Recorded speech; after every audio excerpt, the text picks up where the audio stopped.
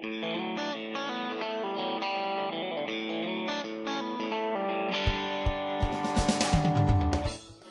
project has been going on longer than any of you except the Minnesota project, so we're a little bit farther along.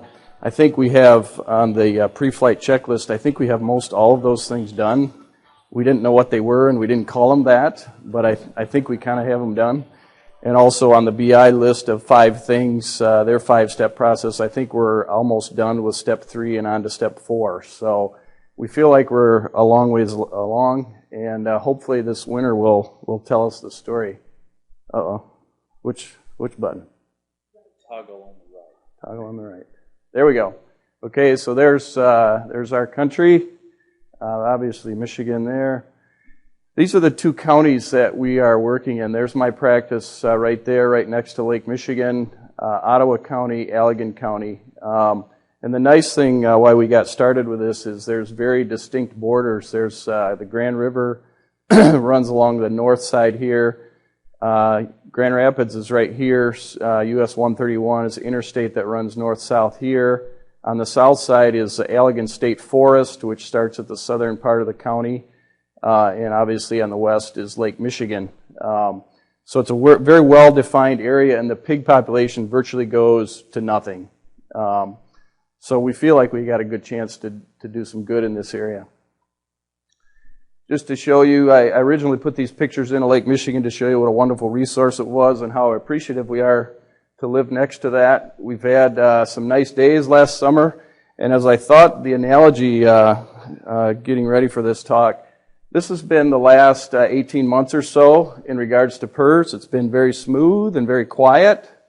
But it seems like every other year we go through this cycle, and we're hoping we don't get into this winter. This picture was taken in the middle of October. We had a 40-mile-an-hour sustained wind, and you can see how much water pushes up there over our lighthouse. It's about 35 feet to the top of that, and this is around 6-foot freeboard. But when we get a sustained west wind of that speed, the water just gushes over the pier there and gushes over the lighthouse. So it can get pretty violent. So we hope that our PRRS virus in our area is not going to do the same thing this winter.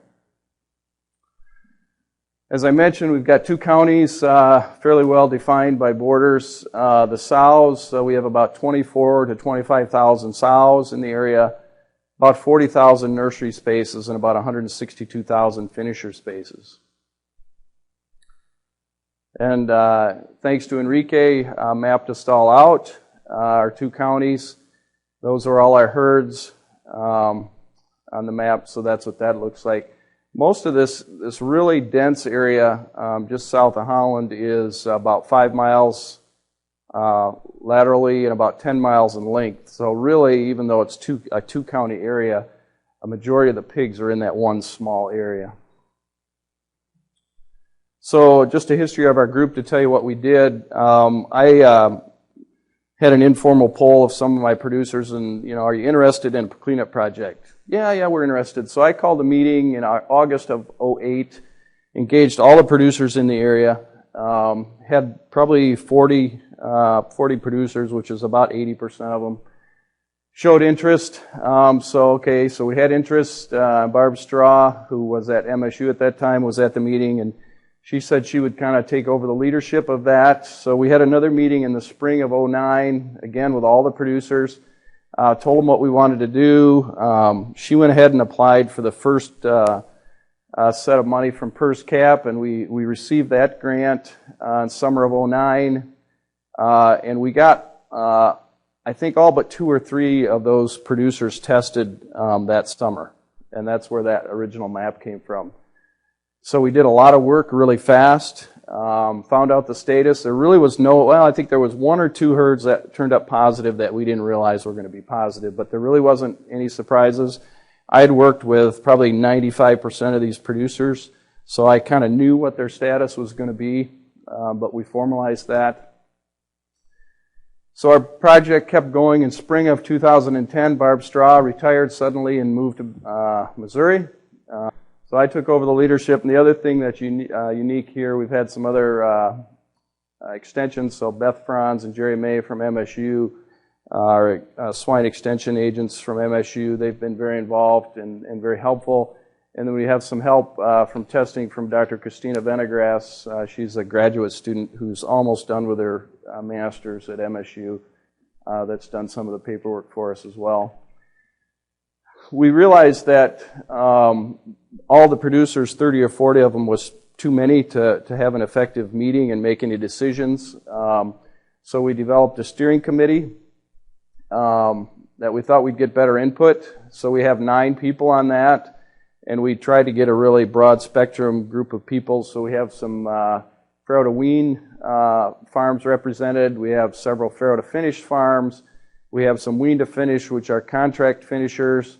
Small and large. We've got young, and we also have a couple old guys on the panel, so we can have their wisdom. But it's a really good group. They know each other quite well, so they're not afraid to tell each other what they think. So it's really a good group.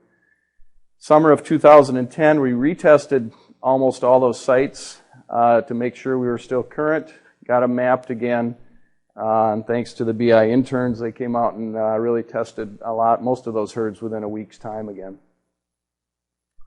So again, there's the map. What we're doing now is basically a big batch of client education. All the sow herds have had pad wraps and a lot of the finishing sites, so we're trying to get that data analyzed and explain it to them. Biosecurity, we're really trying to beef that up, particularly this time of year. We think proper pig flow is an important part of getting rid of this, so we're trying to come up with creative ideas on pig flow. Really, we have 3 different issues going on. Farrow to finish sites that are continuous flow. Farrow to wean sites. Those tend to be large farms. These tend to be small farms. And then we have the nursery finisher sites. Many of those in the area are all in, all out by site. So I'm not that worried about those sites, even though some of them are up to 8,000 head. They do get empty between each turn. So we know we can get rid of a virus if it's there, as long as we have clean pigs to come in. And that's most of them. There are a few continuous flow nursery finisher sites. But again, our objective, once we get to a position where we don't think they're going to get re-exposed, we have plans to get empty those farms into rental buildings or something like that to just empty them for a turn and get them going again with negative pigs. Because most of these continuous flow barns, the pigs coming in are negative. So if we empty them once and just break the cycle, we feel like we're going to be able to keep them negative. Some other things we've done, we've got a comprehensive list of producers. This is just a small piece of it, but we've got them all. This particular slide is sorted by the veterinarian. So those are all my clients, Dr. Gillespie's clients, Dr. Long's clients. So we know exactly where they are, their address, their most recent testing status, and this out here is which virus they have. So we've got that list. We did a dendrogram the first summer. I think we had about 18 different viruses. We chose not to do that in 2010 because we didn't want to spend that money because we didn't know exactly what we were going to do with that information, so we chose not to do the sequencing the second time around. And we still have to get signed consent forms from each producer. We've got about half of them. Some of the problems we've come across, small number of non-participants. I think we had 2 people that said they didn't want to test. And we ended up getting those tested the second summer by kind of piggybacking on the feed salesman. He convinced them that it would be a good thing, so we got them tested that way. Another of our problems, as I mentioned, the continuous flow nature of several sites. We would like to empty some of these finisher sites that are positive, but there really are no empty barns in southern Michigan, northern Indiana. So that's on our list to track down some barns to empty some sites. And then the big thing that really is going to make or break this project, in my opinion, we have one large producer in the area. That large producer controls about 25% of the nursery spaces, about 27% of the finisher spaces, and this is a biggie, 65% of the sows he controls. If we could get him to stay negative in his sow herds and be producing negative pigs consistently, we would really be over the hump, because then we could in turn all his nursery and finisher sites depop by site. They would go negative, and then the neighbors would do the same. The reason I know that is most of the neighbors talk to me and say, you know, if he would clean up, I would be really willing to empty my barns and get cleaned up. But I'm not going to do anything until I know he's cleaned up. So we got kind of a little push-me, pull-me thing going there. Where we're at in the project, he was the large producer. His sow herds were really stable last winter, but historically, every other year is a big disaster. So we hope we have the testing set up on his replacement gilts this year to prevent that. So hopefully we won't have waves crashing over the lighthouse. Just to show you, this is the map of that really dense area, 5 miles by 10 miles here. This is all the producers in the area, and this next slide is just the large producer sites. So you can see he's fairly spread out too, with his sow sites and finisher sites.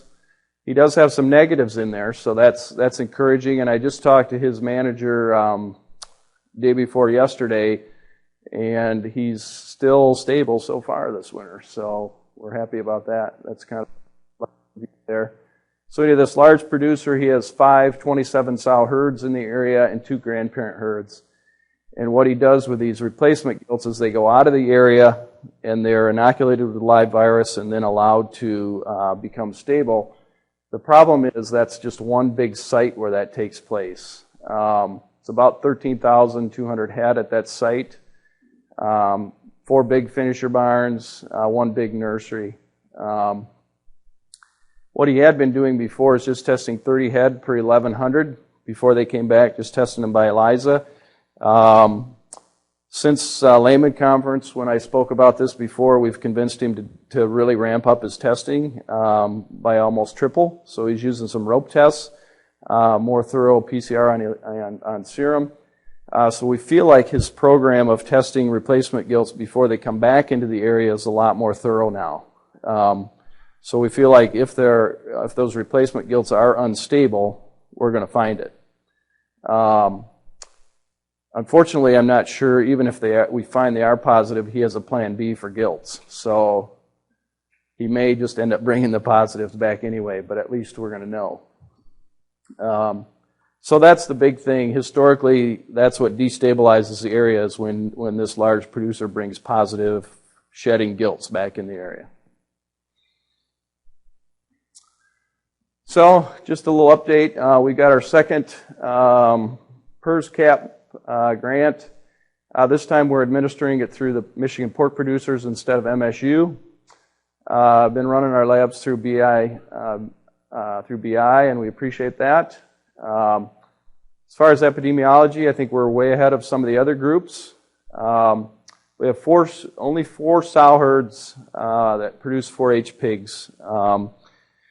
And that's probably a total of 60 sows on those herds. So I'm going to get those tested before the first of the year. Historically, they've been very good on biosecurity and health, so I don't suspect we're going to have any problems there. This is a minor issue. 4-H in Michigan is nothing like Indiana or Illinois or Ohio. A county fair in Michigan will have 90 to 120 pigs. And the state fair maybe 400, so just nothing like some of the other states. Trucking is an issue, and that's one of the things the steering committee bickers a lot about is whether you should hire trucks or have your own truck. And to me, it doesn't matter. If you're not cleaning the trucks, you're bringing virus back from the market. So that's something we have to get resolved. So this is what we're currently working on too. Herd plan for everyone. We're just trying to get control right now to make sure shedding is minimal. We're going to test the 4-H breeders. One thing I just talked to Enrique today about is we're going to go on our map and put the herds that are positive because of MLD vaccine in yellow, so we'll know those, and that's probably about half of the reds. So that's going to help us understand that. We don't have specific truck routes. We're just telling the truckers not to go past other pig farms. And with such a small area, we think we can get that done. So hopefully we can eliminate some of the threat of the trucks. We're going to try to run more and more sites all in, all out if we can, and we're going to try to find some rental barns to empty some of those big continuous flow sites.